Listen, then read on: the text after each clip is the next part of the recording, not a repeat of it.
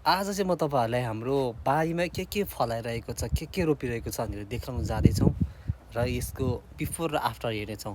अहिले चाहिँ केही पनि फलिरहेको छैन, तर फुलहरू फुलिसक्यो।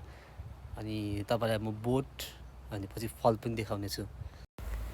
घरको यहाँबाट चाहिँ हामीले तरकारी लगाएका छौँ। यहाँ चाहिँ कति चिसो हावा आइरहेछ है, यति चिसो हावा छ नि।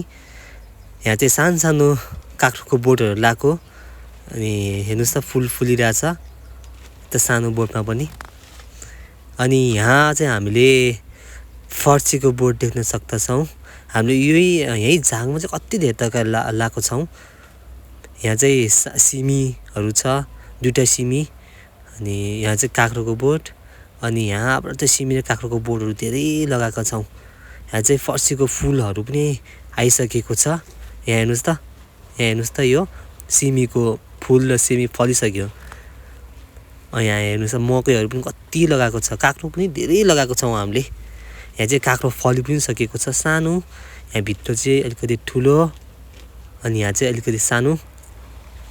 यहाँ चाहिँ हेर्नुहोस् त कति धेरै लगाएको छौँ हामीले, सानो ठाउँमा भए पनि यहाँबाट त्यहाँ परसम्म। अनि यो चाहिँ हाम्रो मोल राख्ने ठाउँ थियो। अनि चाहिँ मोल हो, तर पनि हामीले मोलको साइडमा भए पनि यसरी रोपेका छौँ। अनि यता योभन्दा उता चाहिँ हाम्रो टनेला छ। यहाँ हेर्नुहोस् त गाइस कति धेरै तरकारी लगाएको छौँ हामीले। यहाँ मकैहरू अनि यहाँ पनि टन्नै छ हामीसँग सिमीहरू। यहाँ हामीसँग उखुको बोट पनि छ।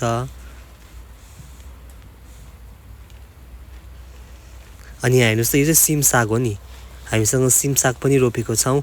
अनि हामीले सिमसाग चाहिँ एकसम्म खाएको छैन, रोपेको मात्रै हो। ठुलो भइसक्यो सिमसाग चाहिँ, छिप्पी पनि सक्यो होला। अनि यति धेरै तरकारीहरू, यति धेरै मकैहरू। अनि यो चाहिँ हाम्रो गोलभेडा। जब हाम्रो फर्स्टमा गोलभेडा फल्छ तब चाहिँ यति किराले खाएर यति गोलभेडा चाहिँ हाम्रो खत्तम हुन्छ, खराब हुन्छ। हामी त्यति धेरै औषधि पनि युज गर्दैनौँ। हेर्नुहोस् त। अनि यहाँ चाहिँ हामीसँग धेरै चिजहरू छन्, कर्कलो पनि छ, यहाँ लौका घिरौलाको बोटहरू पनि छ।